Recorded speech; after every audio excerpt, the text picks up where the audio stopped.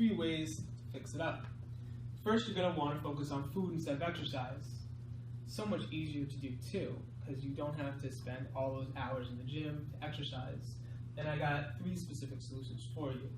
The first is going to plan out your meals. Now, you don't have to go to the extreme of this, where you meal prep and have everything in containers and everything portioned out. However, research shows that when you can plan what you're going to eat in advance of eating it, you tend to make healthier choices because you're not as driven by your hunger and by the sensation and pleasure of eating. You're driven more from your goals and what you actually want in terms of health, weight loss, and energy. So what I do personally, I don't plan a week in advance. I typically do a day, or if it's a busy week, a few days in advance. And it's very easy to set aside 10-15 minutes the night before to prepare a little bit of oatmeal, smoothie, have things set up or worked out in your mind so that the next day, your whole day can flow very easily and you don't have to worry about what you're going to eat and make decisions in the moment. Next, this is just a whole bunch of different comfort food, because another mistake people make is that they cut out a lot of their favorite foods when they're transitioning to eat healthier. There's actually, I really like this 3-step process that Kaiser Permanente has to switch to a plant-based diet. I'm not saying that we have to switch to a plant-based diet, just like the steps. What he does is, first you identify 3 foods that you enjoy eating right now, right? 3 healthy foods you enjoy eating right now. Everyone has something.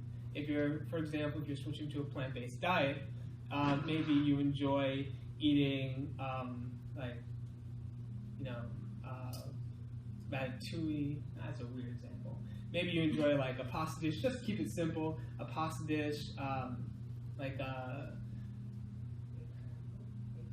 even think. Baked apples. Like baked apples. Steak, yes. Vegetable steak, excellent choice. Yeah, and then what you do is the next step is take foods that you already like and enjoy and switch it over. So I'm really good at these examples. Let's say you enjoy pizza, you have the pizza without the cheese and add more vegetables. If you like tacos, you would have tacos, take out the meat, add in beans. Just an example for that. You could switch it, even if you have meat in your diet, you could switch it out for like steak to chicken, or finding ways to add more vegetables into foods that you already enjoy. And then next step is to always be looking for new fun ways to add in healthy meals. So there's like tons of recipes for healthy cookies online, different little hacks they have that you can make, like healthy pancakes, where you mash up a banana and mix in 2 eggs, and it kind of cooks up, and it has less processed flour, less added sugar to it. And then the third step is going to be a little bit about portions. So I view portion control 2 different ways. There's the way that you can't just eat whatever you want in whatever quantity, because you get bloated, you gain weight, and it can put too much stress on your digestive tract. So you get gas, you get issues. It's not a pretty picture. But the way that I like to do it, that combines with having your favorite foods.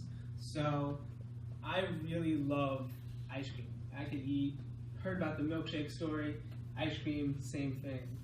But now what I do, instead of having, let's say, a cup of ice cream, I have half a cup of ice cream, and I cut it with berries, flax seeds, whatever. I cut it with healthier, lower calorie foods that have a ton of nutrition in it. So I still get that same treat, but I don't get the huge portion and the huge, lapse in energy that typically comes with it, and I can stay satisfied without going overboard. Now the next issue is about counting calories. So in the past, again, that vegetable example that came up was because I've been vegan for about the past 6 years. I tried actually going to put meat back in my diet and count carbohydrates, proteins, and fats to mess around with it. Because in essence, counting calories, counting nutrients, same exact thing, just focusing on slightly different details. And it was rough. But I added in meat for about 1 meal a day just to make it easier to get different amounts of fat and protein into the diet. And what happened was, it was very weird because I looked at the science and I calculated everything just from the calories, the carbohydrates, proteins, fats. I followed everything to a T in terms of the science. But after 1 week, 2 weeks, 3 weeks, I was still gaining weight, even though on paper that shouldn't have been the case. So I was very confused until I saw this. I'm gonna have a little 2-minute clip break. Oh, there's no sound.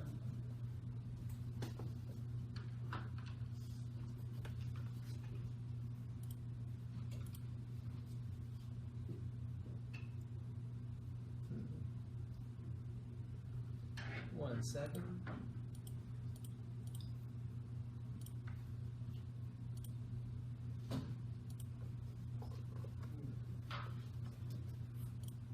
Alright. There's subtitles.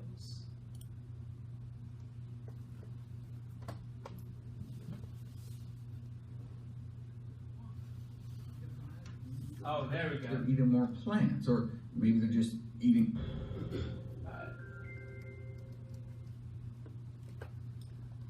We know vegetarians have considerably lower obesity rates compared to those that eat meat, but why? Is it because they're not eating meat, or because they're eating more plants, or maybe they're just eating fewer calories or exercising more?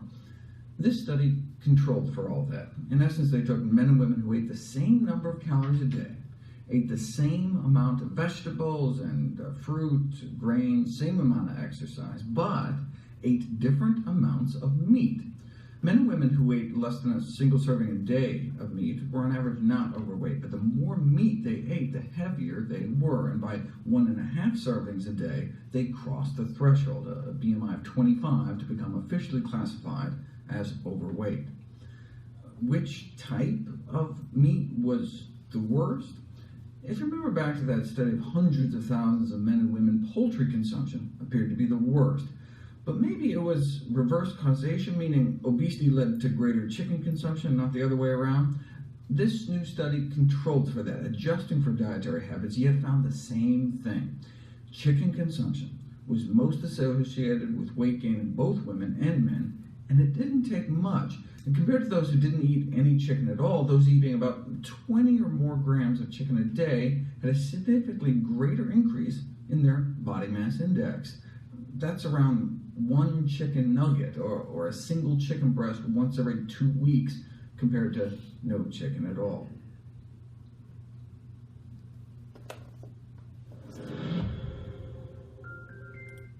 And so, the point about that isn't that animal products are bad or anything like that. What I want you to take from that is that not all calories are equal.